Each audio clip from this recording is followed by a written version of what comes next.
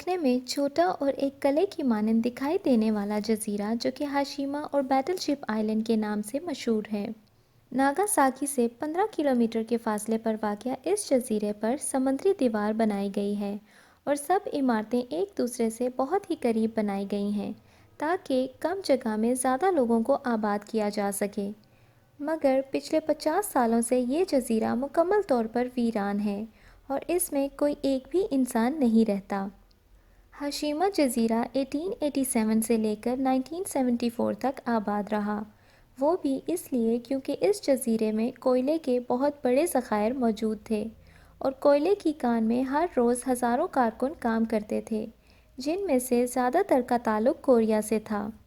اور وہ سب کورین لوگ ان کی مرضی کے بغیر وہاں پر لائے گئے تھے،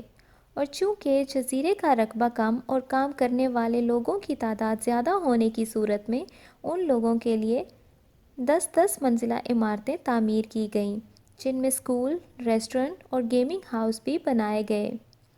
یہ جزیرہ میدوری ناشی شیما کے نام سے بھی مشہور ہوا۔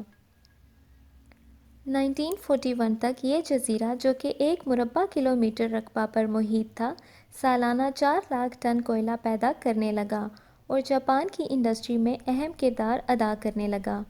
1950 کے وسط تک اس چھوٹے سے جزیرے کی آبادی حیرت انگیز طور پر 6,000 لوگوں پر مشتمل تھی، جو کہ عالمی دنیا میں ایک ریکارڈ ہے،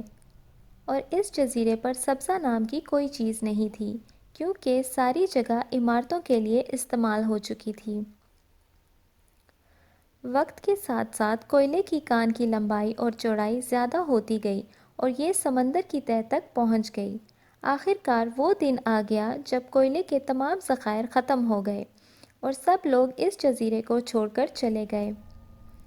اس کے بعد اس کو بند کر دیا گیا اور آج 50 سال کے بعد اس جزیرے کی عمارتوں پر نیچر کا قبضہ ہے۔ گھروں کی کھڑکیوں کے شیشے ٹوٹ چکے ہیں، کچھ عمارتیں گر چکی ہیں، باقی کھنڈرات کی شکل اختیار کر گئی ہیں، اور جزیرہ ایک پراسرار اور بھوت سٹی کا منظر پیش کرتا ہے۔